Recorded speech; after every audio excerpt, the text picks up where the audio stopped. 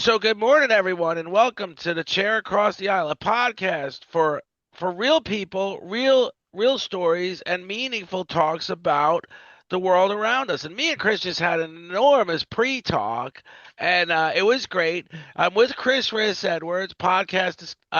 Chris is a veteran. He's a writer. He's a global award-winning tech innovator and a PhD researcher into generative AI for mental health, which is a significantly important topic on my mind all the time.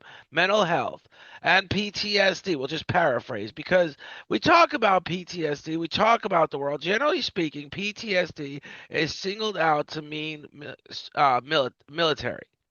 I've talked about PTSD being your childhood. I mean, there are kids timing out of foster care that have PTSD and never are gainfully employed in their life because of their experience as a child. And Chris has created, I believe, he's also the author of, I didn't know this, 21 Reasons to Kill. He's the author of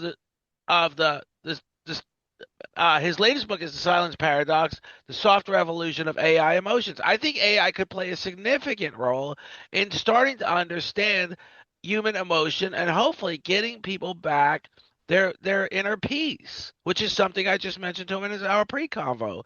That if you lose that inner peace for whatever reason, will you ever regain it, and how do you do it? But Chris, jump right in. How did your time in the military shape the way you relate to responsibility, suffering, and meaning? That's important. Well, I'll go back one step to the first question you just asked, gain their sense of purpose and clarity. The reason I walked away from really good six-figure paying jobs to come back to university to do a PhD full time, to look at generative AI, how do people use ChatGPT for mental well-being, and how do they then, if they're looking for something very specifically, where they're looking for purpose or clarity, how do they actually do that? And that's the kind of stuff we're exploring. And so what I'd say, what I learned from the military about everything from shame, success, dealing with, the stresses and everything else of life, is that the military mindset is the only way through is through, which is very harsh, right? That's not for everyone. It's like the Dave Goggins way of looking at the world, and most people don't really want to fight the really hard fight. But most people really want to find a space where they can have a really private conversation, but they're too afraid to speak to their friends. And because we're now worried about being judged, right? Because we live in a social media age, it's all about the number of likes and comments you get on posts, the number of followers, how much influence you have. And I think we've become so almost soulless to an extent that people are turning to machines like ChatGPT. 200 million people today went to ChatGPT and asked questions about life purpose. My marriage isn't working. I'm not happy. How do I fix this? And that's not changing anytime soon. AI is here to stay. AI is, and does it have? Let me ask this because I don't know if you even know the answer. When people go, you just said just alone today, 200 million people went to ChatGPT to ask those difficult questions. Mm. When the responses come, does it help? Something I say to my wife, we have kids, and I always say the kids are never listen. The kids never listen, but they're always listening. So, and that goes back to ChatGPT. Are people listening? Are they getting some sort of resolution from ChatGPT? Yeah, look, I'm just about to push out a survey because my research is specifically focused on frontline high risk workers. So, like hospitals, FIFO workers, police, ambulance, fireys, prison guards, because they experience twice the stress. And I think it's really interesting that those people like myself, veterans, we don't like talking to other people about our mental health and well-being because it feels like weakness. But this is why people are turning en masse to ChatGPT, Replica, Character AI, Gemini, because it's not judgmental, it's anonymous. They can ask it 24/7. So like 3 o'clock in the morning when you can't sleep because something's on your mind, turn to ChatGPT, ask it a question. And the feedback that we know so far from almost 2 years of research is that a lot of people walk away deeply satisfied, feeling heard, that the system actually got them because it's designed to reflectively mirror back what you're saying in a sycophantic way. So people feel that they generally feel heard. And because the systems of these large language models are trained on such large pools of data from Wikipedia and Reddit, whatever, where people have come up with good solutions to questions like, we're not talking anymore in our marriage, what do I do? The system can come back after scraping Reddit, Wikipedia, romance websites, whatever, and say, here's 5 things you could do. And if you're too afraid to ask a friend or you're too lazy to go to Dr. Google and type in that same question, to have something come back that feels personalized, like it really hears you and sees you, must mean a lot to so many people. And by and large, more people than not believe that they get value, reduce stress, reduce anxiety, reduce depression, and feel like they feel connected to a machine. Well, that's enormous because when we talk about AI, we're usually in the negative. We're like it's taking jobs away. There's one thing it won't take away is the need for is the we need more mental health help. And there is no there's a big shortage of it basically. So when you talk about AI taking away the corporate recruiter's job, yes, it very well may. But when you talk about mental health, I literally volunteer at a homeless shelter for for veterans. And they Oh, have excellent. so many inner issues. And some of them are not just their experience in the military. Some of them are that they entered the military without the life skills to succeed outside of the military. So the military suddenly provided them a place to stay, an income, a job, a responsibility. They leave the military. They've never had those skills before. They didn't understand how they attained them in the military. When they get to the local job market, they're just lost in the sauce. Oh, And totally. Yeah. yeah, and then they wind up homeless. It just goes hand in hand. They can't pay their bills. They can't buy a car to get to a decent job. I mean, it's just so when then comes the PTSD, which came from being in the field, experiencing all sorts of devastation, and then, but there is not enough people. Where I'm arriving at this one particular point is there's just not enough people to sit down and talk with them. So if there's Chat GPT, where they can literally just click on in the millions at one time, just like you said, 200 million in one day, you've suddenly resolved a big shortage. And You and then have, you but it can come at a cost. So I don't disagree that having access to something that's the next best thing to talking to a real person without fear of judgment is a absolutely wonderful outcome. But because these systems are actually trained to just keep you on the system so they get more information from you, so it's training the system to be smarter, they can hallucinate, which means they can come up with false conclusions and give you bad advice. They can misread if someone's really suffering, that could be suicidal. We've got cases like Adam Rain that's going on in the States right now. I think they just settled in court with OpenAI. Three other suicide cases that were led by these conversational agents, generative AI agents, where they've misled people, and people who are vulnerable, who are asking these really serious questions, end up in harm's way. So I do think it's a great thing that we have these tools out there, especially for vets and people with severe trauma, because the World Health Organization said that 1 in 8 people on this planet has some form of mental disorder, from anxiety, depression through to PTSD and mania. And when you were talking about the shortage of people to support mental health wise, whether it's veterans or everyday people, in the States and Australia, on average, there's one therapist for 7,000 people. So you can imagine why that these technologies are so popular, because, okay, if I do want help, Dr. Google's not helping me, ChatGPT is okay. But if I want a therapist, it's going to cost me a lot of money in the States specifically. It's going to take a while to find one. And I've got to be able to find one. So it's yeah, I can understand why people turn to tech, because I do. I've got a therapist. I talk to her. I go to my we've built our own large language model. I go to that. I ask it questions because it knows me. And then my therapist and I talk about it next week. So I think these tools, when they're used hand in hand with professionals, are magnificent. So first of all, let me unpack something without being cold and disconnected.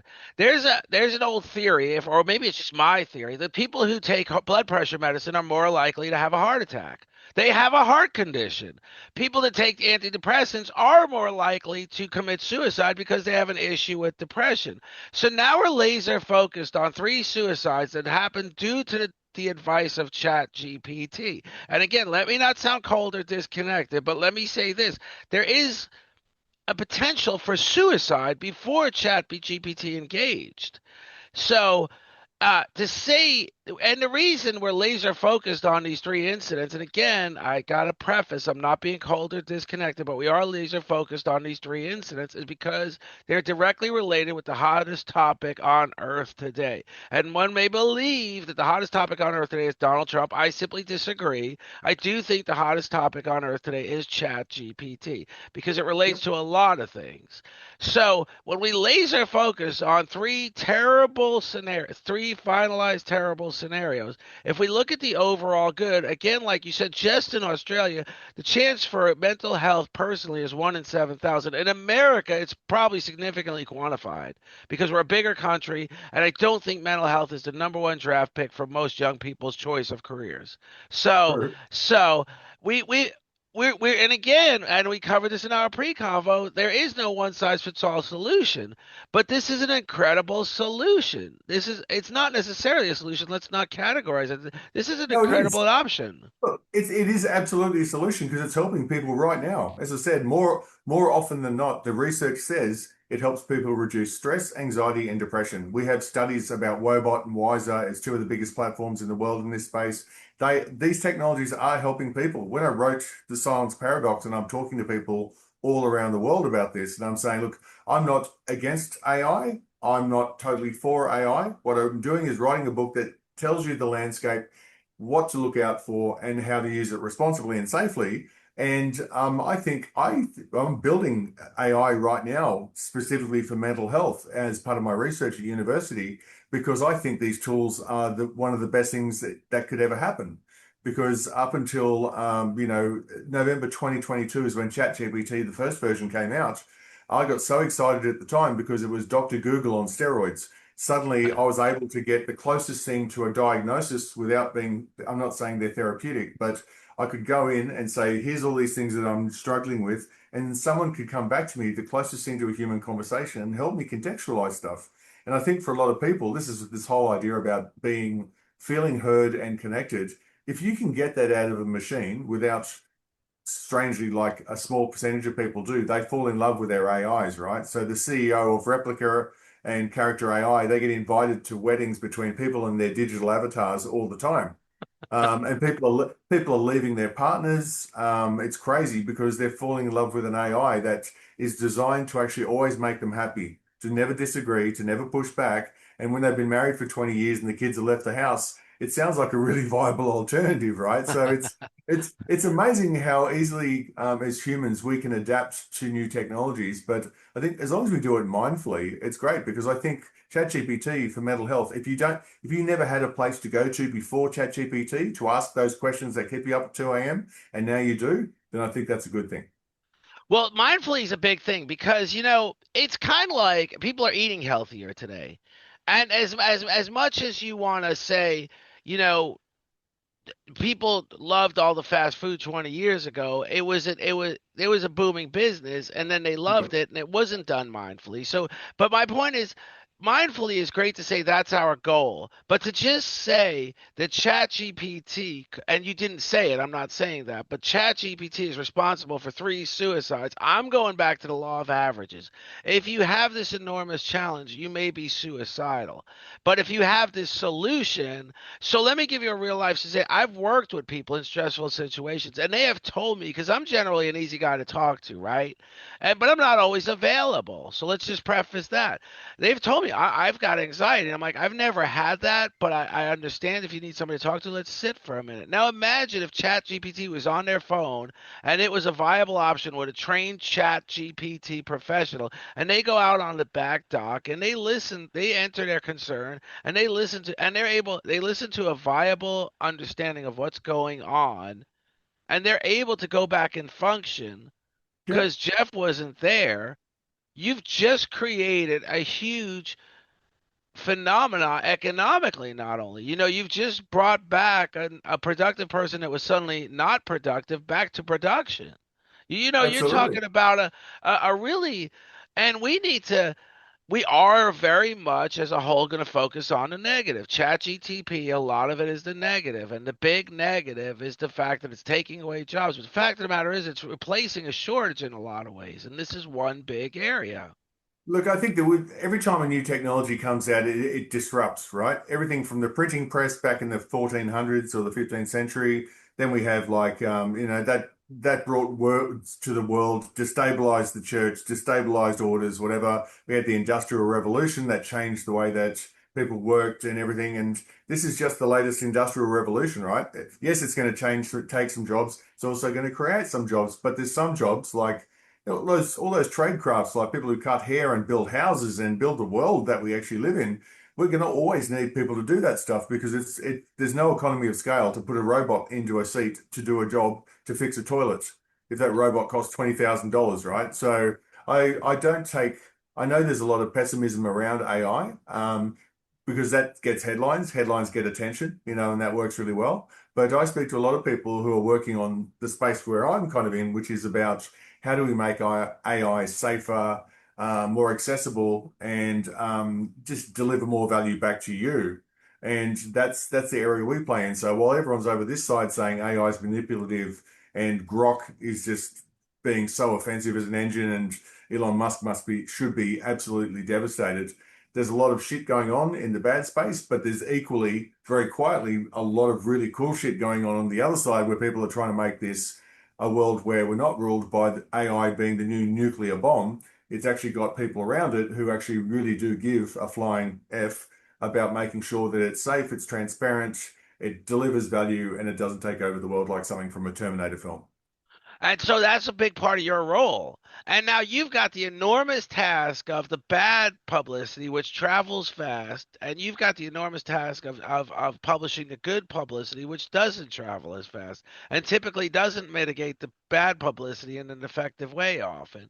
So but you can do it. You're doing it. And I personally think you need to get the word out, even to homeless shelters for veterans, that this is an option, even if it's just an email, and ask the secretary that looks at that email and say, try it for yourself, because she's probably suffering from stressful situations at work. Oh, look, one of the things we're doing in Australia at the moment, I'm already dealing with Department of Defence here, is actually a portion of our profits going forward will always go to support homeless vets in Australia, and then we'll do the same thing in America as well too. So we're currently scoping out how to build into our system, which is Folk, which you can see over my shoulder, Folk AI, which is our platform.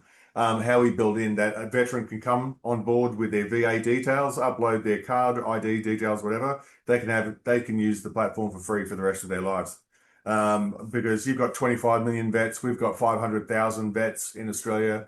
Most of them, for the most part, have phones, and if that phone can become their next best thing, that they can talk to something at 2 o'clock in the morning because they can't sleep and there's something on their mind, and we can give that to them and put that in their hands, then I will fight tooth and nail to make sure that happens. And that's just amazing. And like I said, veterans is a significant part of this. I do believe that kids are a significant part of this, that we need Yeah. to start focusing on them too, because I've talked about kids timing out of foster care, or kids in foster care who just bounce around different homes. At 18, they're thrown to the wolves. They're thrown to, Mhm. here's a $200 a month, get a house, get a car, get a job. And it's just awful because they're not able to succeed in life. And this may be Yeah. a part of the solution. I don't know that Oh. you've looked into it as deep as that, but Yeah, we have. So Australia was the first country in the world to bring out the under 16 social media ban just a few weeks ago, mid-December, I believe it was. And so I very much agree. We were one of the first platforms globally to actually have people self-acknowledge as they came to the platform to use Folk that you were over 18, that you're dealing with an AI, that your data is your own and everything, to actually set the scene. Because I think that when you're under a certain age, these systems can be really manipulative. And two of the suicides cases in the States are teenagers who were using a system that failed them and they didn't know it was failing them in real time, or they'd still be alive, right? So I think we got Julie Imam Grant is our e-safety commissioner in Australia, and so she's the one who really pushed for the under 16 social media ban. And we're talking about that with AI, with conversational agents and companion agents like Replica and Character AI. How do you actually deliver a product that is a light version for people under the age of, say, 18 or 16, that shows respect for where they're at, but also doesn't overstep?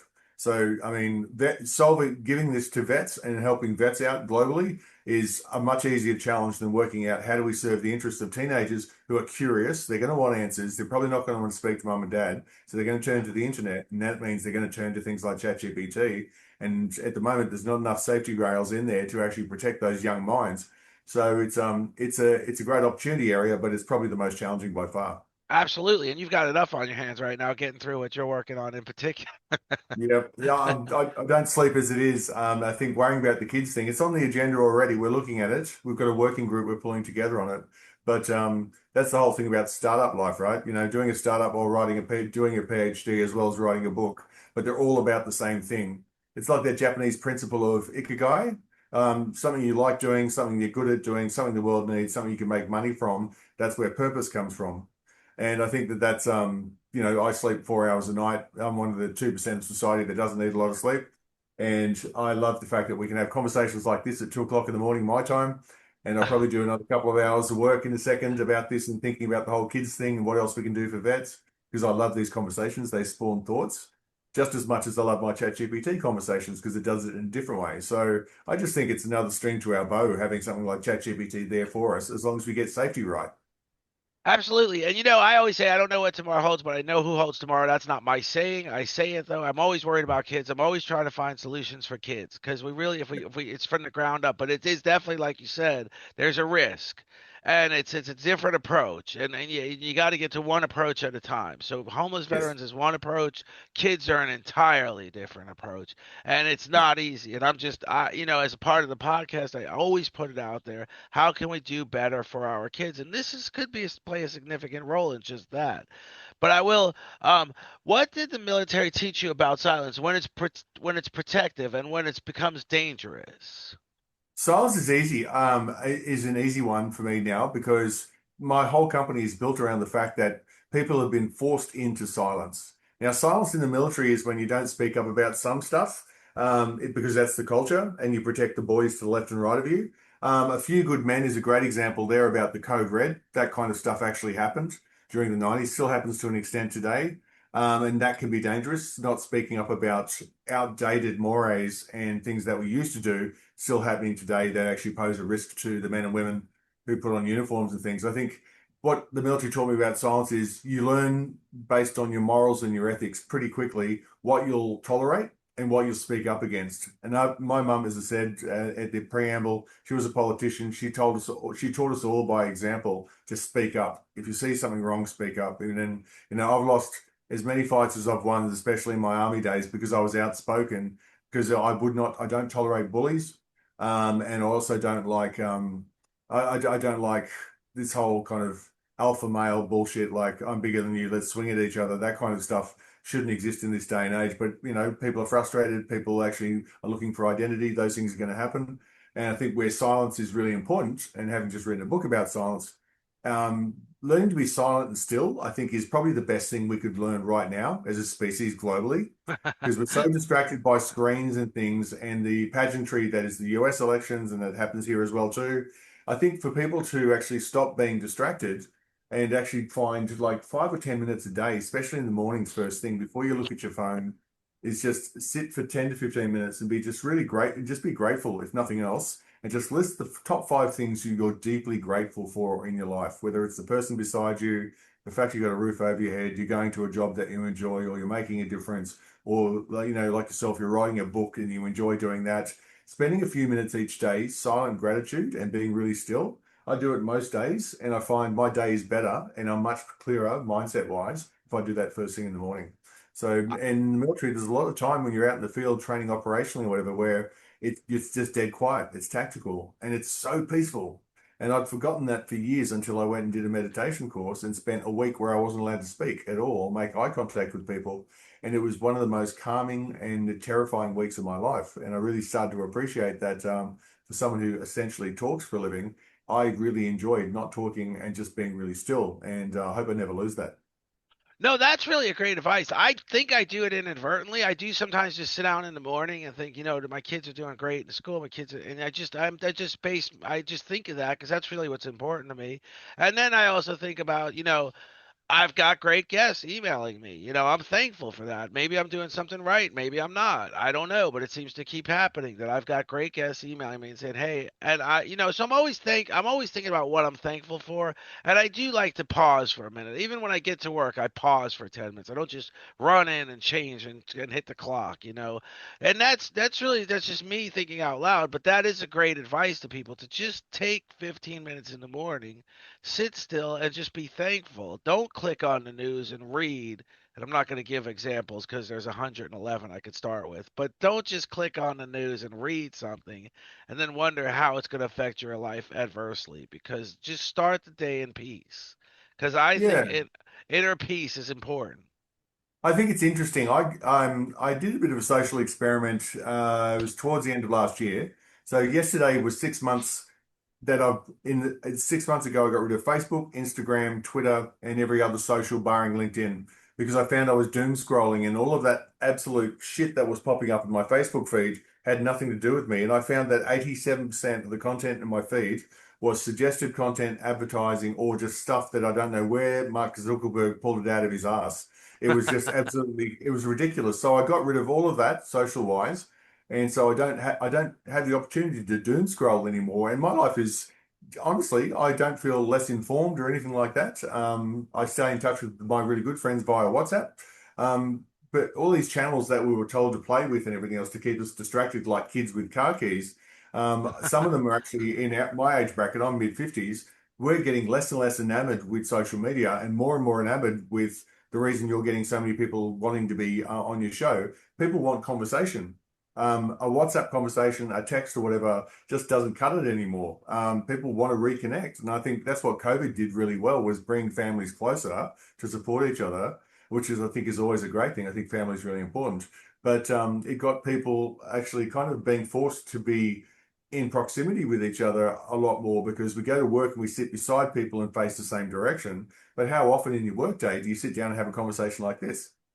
So, and I think that's people are craving it, and that's why in China there's a library of souls, and you can book in time, half an hour, to sit down with an elderly person, typically an octogenarian plus, and let them just tell you their story for half an hour. And it is booked up months in advance because these young people they want to actually hear the stories. These old people want to share the stories, and they just want to connect in a culture that's also very isolated. So what does that say about the world? Just as much as we turn to ChatGPT because we want to be heard, but we also want the opportunities to actually just be human again, and have chats like this. I think it's so. Yeah, I applaud what we're doing.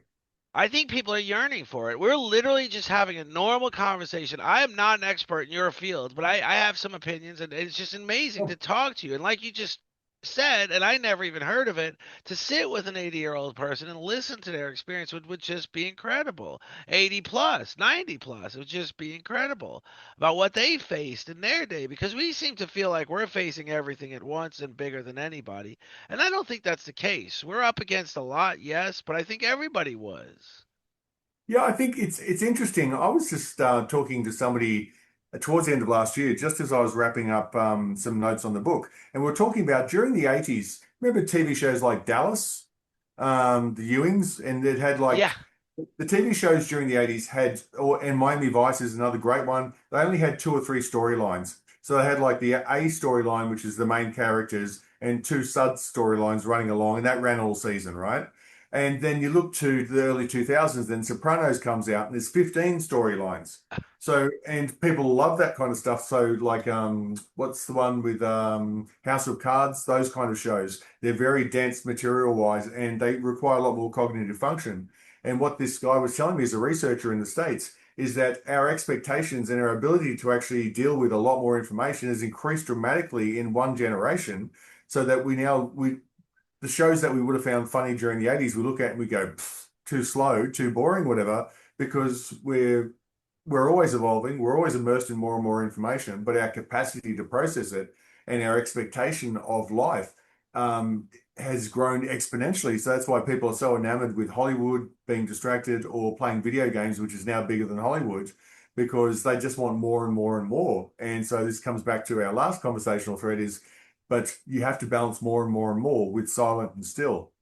And then you start to realize the power of more and more and more starts to drop, and the power of and the desire for silent and still starts to raise. Yeah. Yeah, actually start your day off in silence. You do need you do need those pauses in the day. I need them for certain. I'll stop at a coffee shop and just and basically know no one and just have coffee for 20 minutes. And I just need Nice. that, because I do Yeah. run into people that I do know and I do talk to a lot of people and I love every minute of it, but the truth is the balance is good too. To get a little break from it all is good. So, was there a moment in service that permanently changed how you see yourself or other people? Yeah, actually, pretty early on, 6 to 8 months into first joining the military, we do what's called a basic fitness assessment. And the idea is that we're going to hike 30 kilometers carrying 30 kilos, so about 70 pounds of gear, weapons, and your backpack and your webbing and everything.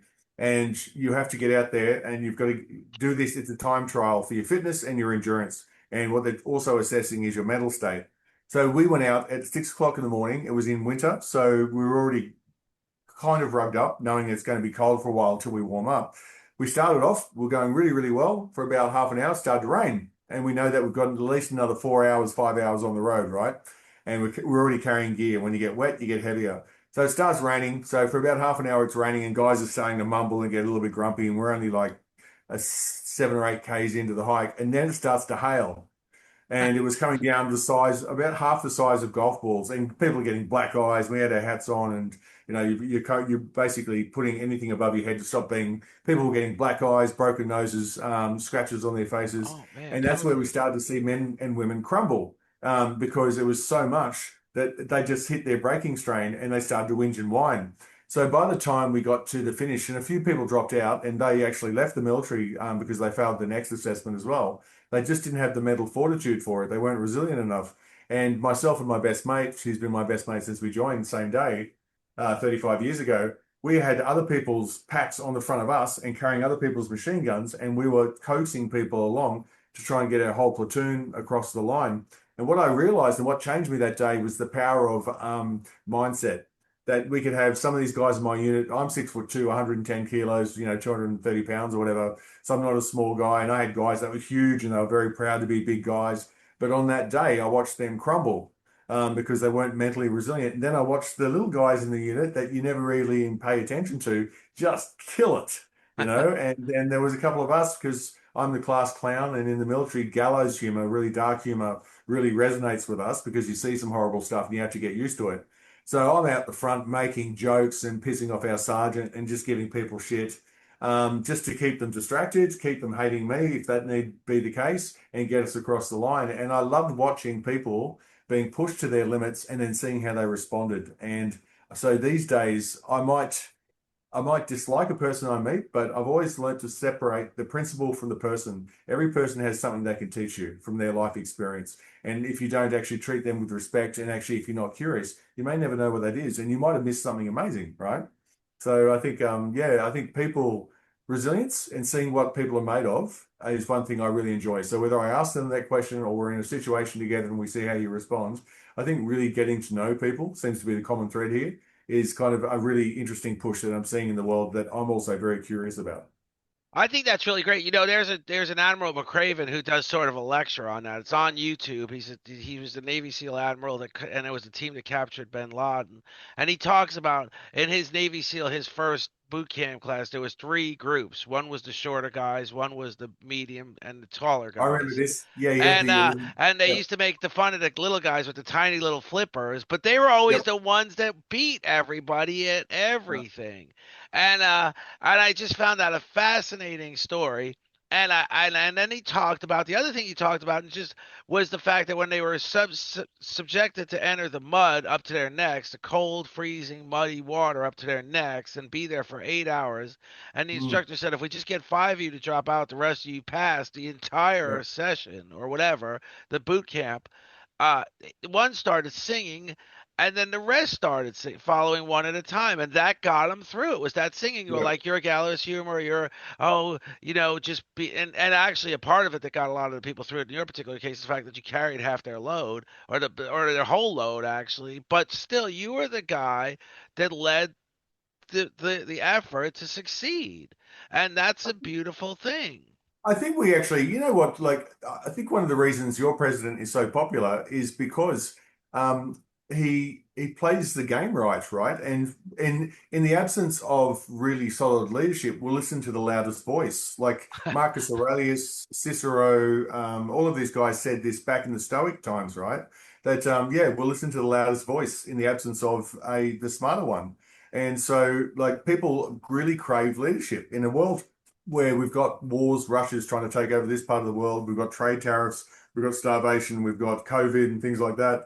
When the world is confusing, people look for answers and they look for to feel safe.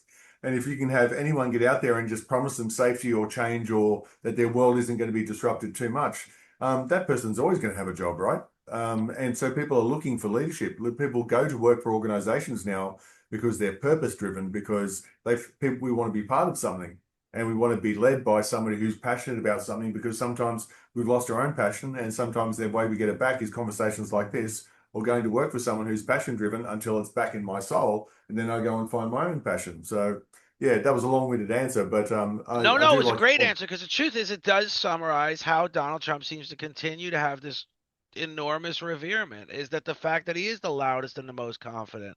And even when he gets something wrong, he was so loud and so confident, nobody believes he got it wrong. I yeah. still remember when he was asked about the Cuds and the Kurds, and he got the Cuds confused with the Kurds. The Cuds is Iran's military, elite military force, and the Kurds are our allies in Turkey. He got the thing completely confused, and then he adamantly and confidentially accused the interviewer of trying to crisscross the information and confuse him. And it's like, you are going to be the next president. You should not be able to be confused on this topic. But Oh, it's his look. confidence, and Yeah, and I think yes, and that's exactly it, right? You say something really confidently, it's amazing what you can get away with. Like I look, when you had Fauci on stage and he was talking about injecting bleach or tiny lasers into the bloodstream, and I was sitting in a meeting room waiting for a meeting to actually happen when that news story came up, and I was there with three other people, and we all looked at each other like, did he just say that? And we're all just wetting ourselves laughing. But because he does it with such a, he's nodding as well too, which is a good neuro-linguistic programming signal to get people to agree with you. So if we inject bleach, right, that could kill the infection. It's like, yes, you could also lay on a grenade. That will kill the infection. But so it is interesting. So yes, loud voices. I think there's you got Piers Morgan in the UK. He's famous for inciting stuff. Ricky Gervais is really good at it as well too. He's an expert. He's a loud voice with a good, solid opinion, and he makes a good case. So there's a big difference between people who can be the loudest, the most charismatic on screen, but people who are also making sense. So if we can I connect those two together, the world will change. Absolutely. I don't know that we can make that connection, but I do know that it would be a better scenario all around. But like you said, when you talk about the bleach, I mean, not only did the point resonate because of his confidence, there was literally people who bought these wraps that you put on a soda can and they say Clorox bleach. And everybody was drinking Clorox bleach in America. In the gyms and all, they wrapped their water bottles and it would say it was like a koozie, I guess you would say. It would say Clorox Oh, bleach. But God. it wasn't a koozie. It was literally looked like that was the bottle. And he has that effect, and nobody does it better than him. And when I Wow. point out, Dan Quayle fell from grace for spelling a potato wrong when in fact he was handed a card that told him how to spell it wrong. I mean, it's almost like subliminal advertising. You're led to believe this is how it's spelled, even though you may very well know better. You're handed this card from a teacher. But when Yeah. Donald Trump came out of a meeting and he said, I just met with the president of the Virgin Islands. And they said, Sir, you're the president. You just met with the governor.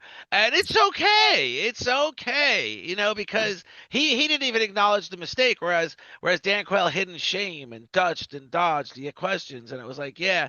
Whereas Trump was like, he's the president. That's like, It I'm is, like, it's incredible because my last book I wrote was called The Woke Debate, and I actually wanted to actually help people understand, because I wanted to understand what the woke debate was and what I was missing, and how do I actually weigh in a meaningful way, because the whole Me Too movements and things like that all spilled out, and suddenly people became afraid to say something out loud. And so since we're not given permission to speak out loud because we don't want to be cut off in society, blacklisted, whatever, when we see somebody who's acting out who can be all bluster and excitement, people get excited and then they'll pay attention to it, right? Because it's like having permission to be a bit idiotic. It's okay because I can't do it because I don't want to be, banned, or what's it called where you culture. oh, cancel culture. Cancel culture, yeah. So Cancel and that's happened culture. to a couple of friends of mine who work in media here in Australia. They made comments about something which I won't go into, but they were both cancelled a couple of years ago.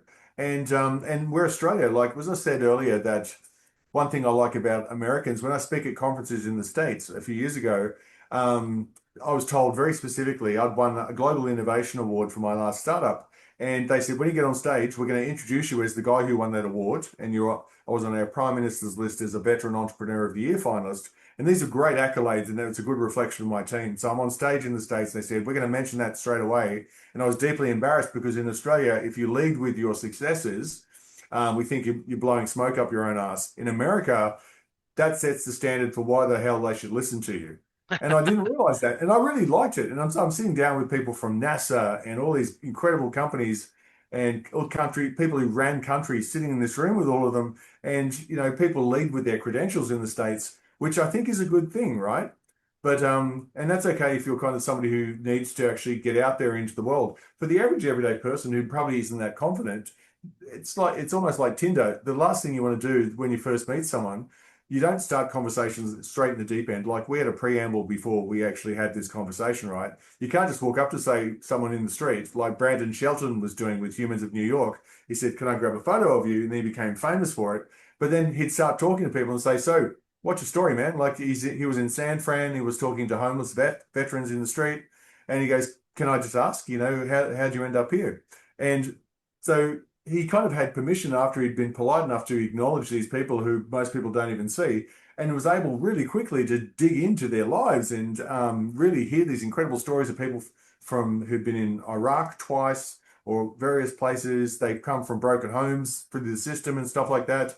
And all of these people wanted to share their stories. They just wanted to be heard. And so to circle all the way back is like we like seeing people up on stage acting like idiots to an extent because it gives us something to focus on because people I think feel disempowered at the moment.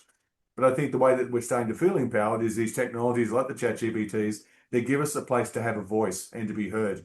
Because if that starts to get people encouraged to go out and have these types of conversations with real people in the world, I think that is probably the best win that these engines could actually have, is to give people the confidence to actually have conversations about tough shit and then maybe sneak out the door and say to their friend, "Can we have a chat?" and start that conversation because they've practiced it. I think that's a great thing. Yeah, I really do. I think it's huge, and that's essentially that's exactly how essentially how I operate. When I ran for office, political office one time, Really? Oh, and wow. yeah, and people would the first thing, how much money have you raised? Have you got? And I would say I don't raise money, I raise awareness. And then the first thing everybody thought from that moment forward is I'm an idiot. So I realized politics wasn't for me, but raising awareness was, and that's by talking to people, you're raising awareness. This has been an incredible conversation that I just had with you, and a big solution, and something I'm going to continue to pursue because I think in a big way it's going to serve as a big win. Is that we literally are now going to be able to provide access to people for mental health access for millions more than we would have ever been able to provide without ChatGPT. We Sorry. don't have the professionals. We simply don't have them.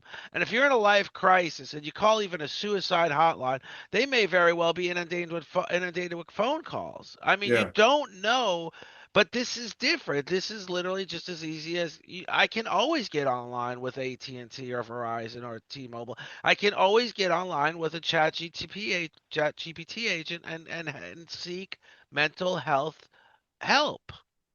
So look, this I is a think it's yes. Look, I'm just on that point because I think it delivers, it can deliver and will deliver more value than danger. So back to your point before about saying you didn't want to be cold or whatever, but you're talking statistically. OpenAI said very honestly, of 1 million people using their platform, 20,000 of those people are showing signs of suicidal ideation, self-harm, harm to others, whatever. And so that's where their safeguards and all come in. So statistically speaking, that 2% of people in society, of which I'm one with serious mental health disorders, so complex PTSD for me, severe depression, bipolar for one of my best friends, where if we were given the wrong information at the wrong time in the wrong way, we didn't think to think, it could be dangerous and lead to our deaths. But that's still 980,000 other people out there, of which the majority are getting value out of these platforms. It all comes down to balancing risk, right? It's like, and I said right. that to one of my supervisors the other day. I've got a t-shirt that says 1 million lives I had printed up. And that's the goal for me and my team is we want to get to the point where our platform has touched 1 million lives. But that 1 million lives also brings into stark contrast the fact that we know 2% of people who use our platform are going to be in such a bad place that if we fuck up, excuse my French, those people could end up hurt or dead. And I don't want that on my watch. So yeah, I do honestly think that these engines are going to deliver more value to the world because a lot of people out there are trying to do it safer, better, and everything else than OpenAI and Gemini, and we'll get there. It's a brand new technology, so I think we're expecting a little bit too much of it right now, but I honestly think it's going to be part of almost everyone's lives in some way when you actually have a question to you want an answer to a burning question at 3 a.m. and your friends aren't awake and your partner's asleep, you're going to turn to one of these engines. And keep in mind, and I do keep in mind very much so that like you said, that 2% is an enormous weight on your shoulder. But remember what, there's another saying, suicidal people are homicidal. So it doesn't just mean that they may be harming themselves. If you mitigate this problem, they may not be harming other people too. So, I mean, and that's something I learned in the police academy that you got to keep in mind. Just because the guy's got the gun pointing to his own head and you're trying to talk him out of it, it doesn't mean he's not going to swing the gun forward and shoot you. It could Yeah. very well happen. And you are trying to help. But now, if this guy never gets to that point and he gets to the point where he has help on the phone or online with your service, you've done a lot of good. Now, that 2% is still an enormous weight on your shoulder, undoubtedly. I can't imagine it. I don't have the ability to work with your tech to help you be a part of furthering your technology. But I do have the ability to say this is really something we need to pursue, and it's going to have the greater good is going to be enormous. So, but like you said, there's a lot of responsibility to it, and you're working diligently at mitigating all that responsibility. It's I stopped being terrified. Our whole product premise for folk is let's talk because the focus of our engine compared to ChatGPT is it's all conversation led. It's voice first. Because my field of research in doctoral studies around generative AI for mental well-being is the role of what voice plays. So there's what you say, and then there's how you say it, the emotion that's wrapped around what you say. And when an engine like a ChatGPT, for example, is able to pick up on what's called prosodic factors. So the emotion in what you say, it's able to then understand better than what you've actually said, semantic and thematic analysis, right? So you might use words like harm or depressed or whatever, and I can make a joke and like it's when you're married, you've got kids, you come home and you ask your other half, "How was your day?" and she goes, "Fine," and you know straight away it's not fine, right? And that's what we're trying to teach these technologies to do is to actually be safer for people by picking up on more information than just what is said, because we are so driven as a species, we're so I think vulnerable to voice. It's amazing. So there's something I was told when I was in the States at a conference for Dell a few years ago. They said that when somebody walks into a room, specifically in a business case, when you walk in, it's 80% how you show up, like your hair, your suit, your presence and everything else. 15% how you speak, and then 5% what you say. And this is used in management theory, and it's like, oh shit, that's kind of terrifying when you really think about it, right? But so we're trying to look at all the technology factors of like, if our system says to you and you say, I'm having a tough day, and it wants to talk to you, it's going to read what you say because we extrapolate text from voice as you speak, process that, also look at your emotion, look at all your longitudinal conversation, the history you've had to date with the engine, and then come back with something that is 50% more empathically aligned than a human being. That's what we're building at the moment. That's the responsibility we have. Because the moment we make it more empathic than your best friend, your wife, whatever it might be, we create dependency and transference. Because as humans, the moment we feel connected to our iPhone, our car, whatever it might be, we personify it. It's got personhood, and we start to treat it more seriously than what it's a thing, right? So the risk there for us is if we make people too dependent on this technology and they don't go out and have conversations with their friends or talk to therapists or call Lifeline when it's appropriate, then we're doing more damage than good. So this is the kind of stuff that keeps me up 3 nights a week. Well, and but the AI is going to pick up on it. It's going to pick up on it in a consistent way. So, just to talk from a professional level, a person may miss those cues, even though they're trained Yep. extensively on those cues, right? So, when I went to the police academy, they told us about something like you just said. They said you go to a domestic violence call. The woman doesn't have this giant black and blue eye, but when she puts her arm on the kitchen table and she goes like this, Yeah. there's a problem. It's Yeah. just an unusual reaction. Now, that's a simple scenario where a police officer will pick up on it, or a human being will pick up on it, and pretty much consistently, pretty much almost 99% of the time. I With think I think people who are trained to pick up on it will. There's a great book that came out of the US military called Left of Bang. Have you heard of that? I haven't, but I'm going to rate it now. Yeah, well, it's a Marine training. We call it Bible, And it basically talks around things like the stuff you were trained at the police academy, the stuff I was trained when I was a combat soldier, is looking at when you come into like a village in Iraq or Afghanistan, whatever, watch where people put their feet and watch where people put their hands when they see the enemy coming in, because the first thing they do is their feet will show if they're wanting to get the hell out of there, and their hands usually go to protect what they're hiding, whether it's a bomb, a gun, a knife, or whatever.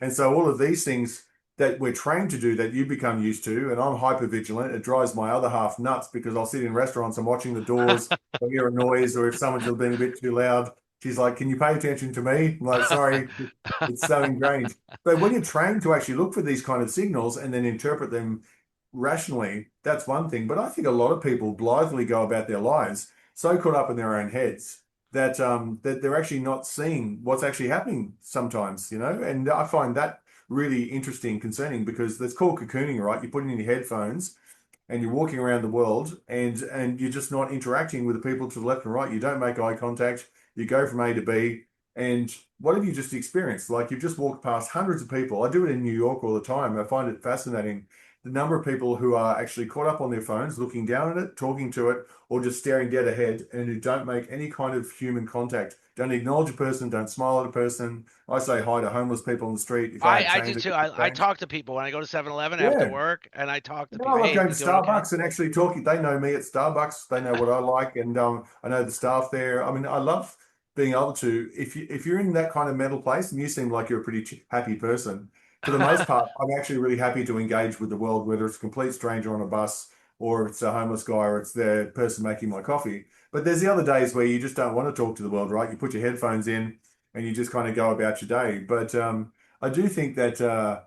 The theme that keeps coming up as we've been talking for the past hour is that I think people really want to connect again. We just don't know how to. And if these tools can actually teach them how to actually re-engage with the world, because people's fear of social isolation is apparently going to be one underpinning what the top five leading causes of death.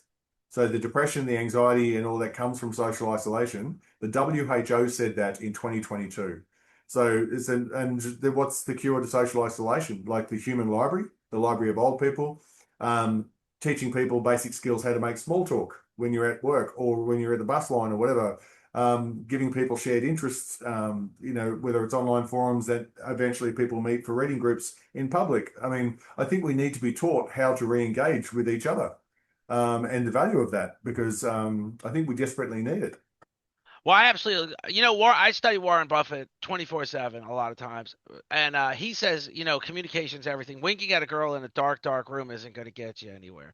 So, and um, communication is a skill that we need to reinvigorate in our schools, in our everyday life. Just like you said, I love talking to people. I talk to the person that cashes me out at places. How you doing? How's your day? And they probably think I'm a crazy old man, and I'm okay with that because a crazy old man is I've been depicted as a lot worse. I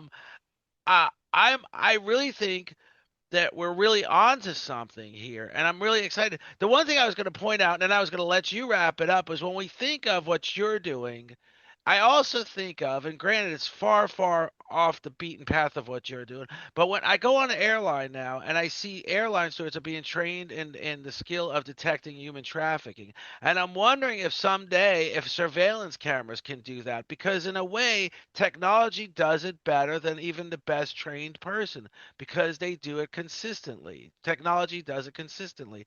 So I don't know that there's an answer for that yet, but I do say this again and again and again. What you're doing is incredible. And the fact that you feel the weight on your shoulder that if you get something wrong, it's going to really take its toll on you personally means you're doing it better than anybody. And Well, that's glad to hear that. Yeah, look, it's I made the call and I said I've just brought into the team an executive director she's ex Facebook, she's ex Visa VP, very, very smart lady. She's going to run my board for me. And I said, look, I wasn't going to give you the invitation to come and join the company. I'm giving her a part of my company as well. She's going to co-lead it with me. I said I wasn't going to give that to you, make that offer until I understood all of the risks. We had mitigation strategies in place and we knew exactly the fight we were going to fight and how we were going to do it.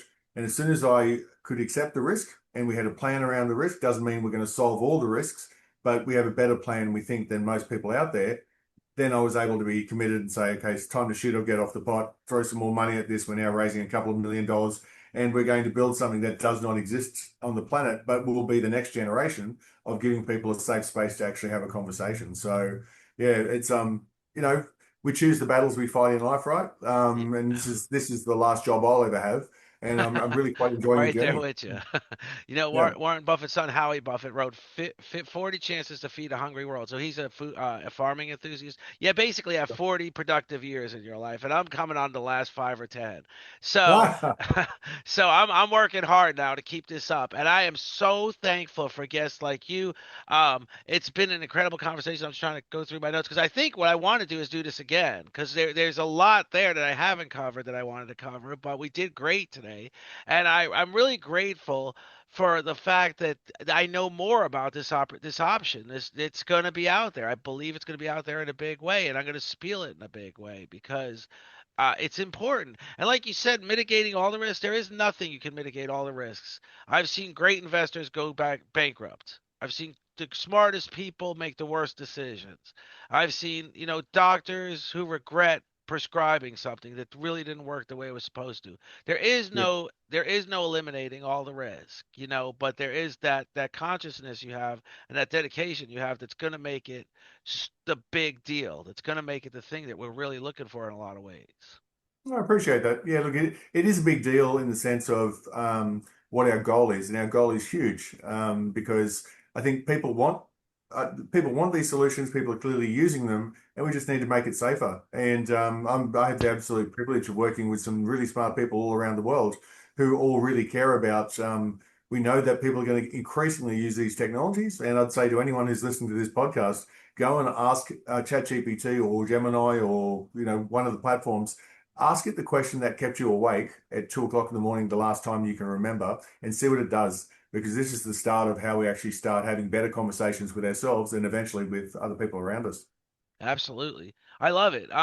So Chris Edwards, veteran, writer, global award-winning tech innovator, and the startup was this, right? That you won the awards for, right? Or Oh was it no, that some? was my previous startup, which yeah, well, I sold out of back in 2019 before I went to Estonia for a year. So this one is about a year and a half, 2 years old, and it's the product of the research I've done over the past 18 months as part of my PhD. So what was the initial? What was the first startup that won the global awards? We built I came up with the idea to use a smartwatch and to extrapolate heart rate variability from heart rate, which is the best measure of stress outside of stress in voice. It's the best bioinformatic data signal about stress. And the idea was that it was actually tracking your heart rate variability as you're moving about.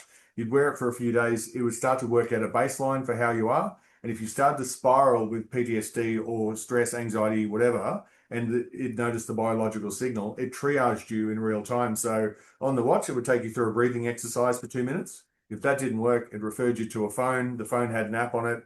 Put in your earbuds. It took you through a guided meditation with binaural beats, which calmed the brain.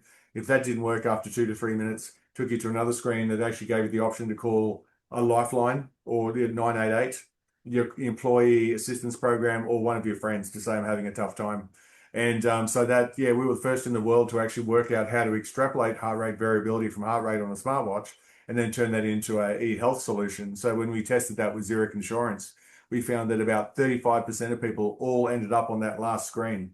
They were actually so stressed and the system was going off the charts that they actually had to reach out to either a lifeline, their partner, or their employer to actually deal with that in crisis. So I've always been really enamored with the role that technology can play in our mental and physical health. And so this time around, we're just doing it with chatbots. Yeah. So I don't know if it's okay to ask. Did you sell that technology to Apple? Because somehow I have a feeling they would have been We, interested. we we met with Apple about just after we won the first Global Innovation Award. Apple called us in and they wanted to get an understanding of how we'd done it. Of course, we're not going to tell them anything because they're famous, Apple and Google, for stealing IP or copying IP. So that was interesting. And we were invited back for a second meeting with them, which I'm pretty sure they were looking at maybe making an offer so they could shelve the technology so that they could then launch their offering, which they did 14 months later. So yeah, it was interesting. It was fun times. I was completely out of my depth the whole time, but we did some really cool shit, and we worked with really smart people. And yeah, every time we won awards, I was so proud to just come back and acknowledge the team because it's amazing the tech we have around us can be used like a Fitbit for some people is an item of style. For other people, it changes your life by tracking your sleep. We have so much technology at our disposal. We just need to learn how to use it right, which technology works for us, which technology doesn't, and just live simple lives. Yeah. Well, I love that when you mention Apple and the disconnect they had with Google, because I think Apple invited either Sergey Brin to join their board or something, and something got stolen somehow that way. I don't remember the whole story, but I really think Apple evolved from stealing Napster. I really think the connection of music is what made Apple the trillion-dollar company it is. All it really did was do what Napster did and pay the royalties. And I really think that's what made Apple the $3 trillion valuation it is. So I always wonder when I hear about these incredible technologies, did you just sell it to Apple this time, or and but you had a different buyer? And I'm Well, always look, I've been at two companies. When I was working for News Corp for Rupert Murdoch, I was part of the team, the Australian team, when we bought MySpace back in 2007 or 8 right. I for remember that. $750 million, right? Right. And within 2 years, it's basically gone. It was designed for musicians and actors and stuff as a portfolio piece. And back at that time in the early 2000s, we were buying as media players. So whether it was Apple, News Corp, Telstra, whatever, Sprint, everyone was going out and acquiring all these new technologies for huge amounts of money, and in a lot of cases without even thinking it through. But I think Apple's best invention ever was the idea that you could actually come up with the iPod and suddenly you've got 2,000 songs in your Right. pocket. That was Right. brilliant. That Absolutely was brilliant. Right? absolutely brilliant. I remember standing in Florida. There's a store called Peaches. And when a new record used to come out, you could literally drive up the highway and see 500 people standing in line on the sidewalk to buy that one record. And I Yep. remember thinking, this is the this. I remember I still have one. I keep like props. I don't bring them out. I still have one in my bedroom in my dresser drawer, a little iPod. Yeah, I've And got one across the room. Actually, it's funny because I was the head of digital for Blockbuster in Australia back in 2009 or 10 when we went to them and we rebuilt their website and made Blockbuster the best and the first website you found in Australia when you're looking for video rental, right? And at that time, Netflix had just launched DVDs through the mail. right, I remember getting them in Yeah, the and mail. so that had just launched, and we're down with Blockbuster in their head office in Melbourne, and we're saying, "Have you seen what's going on with this DVD thing with Netflix?" And we'd only just started looking at streaming technology to push through the Blockbuster website really good, rich trailers from movies like Wolverine and things like that way back then. And they were like, "Oh, streaming's never going to take off; it's too expensive." And at that time, I'd spoken to one person from Netflix, and they said, "We've been looking at streaming from the moment we launched." Because we just realized that a Blockbuster store is going to become irrelevant. So when I was a kid, Mum would give me $2. I could go to Blockbuster during the mid 80s and get 3 or 4 videos. That was my whole weekend. I was stoked, right? And then Netflix came out with DVDs via mail, and then streaming came along. So it's interesting that some companies are ahead of the curve, acquiring technologies to build capability like Apple, News Corp, Google, whatever. Other companies see this technology coming along like Kodak or, Blockbuster or HMV, and suddenly the whole business model in the world changes. And as consumers, we're just like, oh, we'll just go somewhere else now. So Zune was one of those technologies everyone loved. Sidekicks, they were popular for a while. Blackberries were hugely popular. Blackberries were huge. Yeah, I mean, I loved my BlackBerry. I thought it was the coolest thing under the sun. But because we are so now adept and we're so immersed in technology, when new technologies come along, like these chat GPTs, they kick off so much faster. So, like the internet took 7 years for people to get to, I think, 100 million people using it. But when Facebook came out, it was like in 3 years or something like that. So our ability to adapt and adopt to new technologies is so much exponentially shorter that we always want the new thing. And I don't think it's going to change. So I love why people are turning to the internet now and these tools like the Chat GPTs and the Geminis, because I don't know what that looks like in 5 years' time, right? Is that technology going to basically be able to hear me snoring or talking in my sleep on my phone and be able to wake me up with an alarm and say, I hear you having a nightmare? That's where it could get to. That movie Her by Spike Jones with Joaquin Phoenix from 2017, where everyone's walking around with earbuds in talking to their personal AI. That's AGI, artificial general intelligence, and that's within our next couple of years. That's going to change the game. Well, that's enormous that you said that because we have a PTSD he's a guy that trains dogs and donates them, and he says dogs are trained to literally during nightmares jump on the bed, rip the covers off, and wake the Yep, guy up. And yep, now the thing, the discussion we had was how hard it is to get these dogs trained. It takes about 8 months, and yep. generally speaking, that 8 months is vital time for that person waiting that 8 months. So imagine if the phone did that, if the phone can sense that nightmare and say, wake up, everything's going to be okay, bring you to the kind of sites your first technology brought you to, or bring you to an AI that gives you the talk you need. Imagine if we get to that point, then not to say we're going to eliminate the need for PTS dogs, but we're really going to create an option in between that 8 months to get that dog to you. If that, you know what I'm saying? Yeah, absolutely. I think technologies like this have so many use cases. So just imagine we were talking about being silent and still earlier. If you woke up first thing in the morning, the first thing that 67% of people do is check their phone before they kiss their partner or even have a glass of water, right? And I think that's hilarious because I do the same thing. I I always have a glass of water first, then I check my phone. But if the first thing you did, as soon as you picked up your phone, the haptic response from the phone goes, okay, so Chris is awake. And the first thing it does is the ChatGPT initiates a conversation. How did you sleep? Rate it 1 to 5, and then choose 3 words from that are pre-populated on the screen to describe how you feel today. Well rested, anxious, happy, excited, whatever it might be. So two things happen there. The first thing you do is it makes you mindful, forces you to be mindful and stop for a second before you start doom scrolling or doing whatever you're going to do, have your coffee. But it builds people's emotional literacy.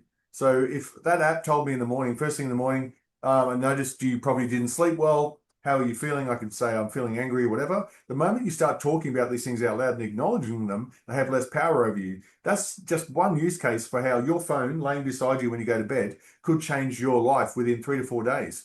Because the moment we start identifying the stuff that's going on in our minds and put words to it, it lessens the power and actually helps us have more control. That's one little use case. But yeah, I love the idea of if our app can actually be useful for people who are waiting for their dogs, and I've got 3 mates with assistance dogs, service dogs, and they play a significant role in their a lives. vital, But if, vital, yeah, sorry, a huge role in people's lives. oh yeah, but Yeah. technology will bridge that gap for a lot of people in time. I promise you, there's someone out there looking at this problem right now, and we'll see something on the shelves within the next 2 years because it totally makes sense. The technology is there right now. People just need to work out the use case and how to make money out of it, and we'll see that on shelves within, I'd say, 3 years pretty comfortably. I certainly hope so, because that's an incredible, that will make an incredible difference. I am so appreciative of the fact that you took the time to chat with me. You've been so My generous with pleasure. your It's been time, great. and it's been my pleasure. It's been an incredible conversation. I will get with you when it's out, so you can. I'm gonna watch it over and over again. You can watch it. It was a great conversation, so I'm looking forward, and I am looking forward to staying in touch and doing it again if you're up to the idea. Sounds good. Give us a few months and I'll show you. Right. I'll be able to actually, in a few months' time, probably around about April, we'll be able to have a conversation with you, me, and our AI via its digital human interface. And it will look almost as real as you and I talking to each other right now. And I'll show you our technology in practice and what the future of these technologies looks like. So I'd love to be back. It's been an absolute pleasure. It's been my pleasure. Thank you. So I'll put you down for at least an email in May. I'll Yep, put you sounds down. good. Thanks, Chris. Thank you so much. Talk to you soon. Have a great day. Thank you so much. Really. All the best, Thanks. coach.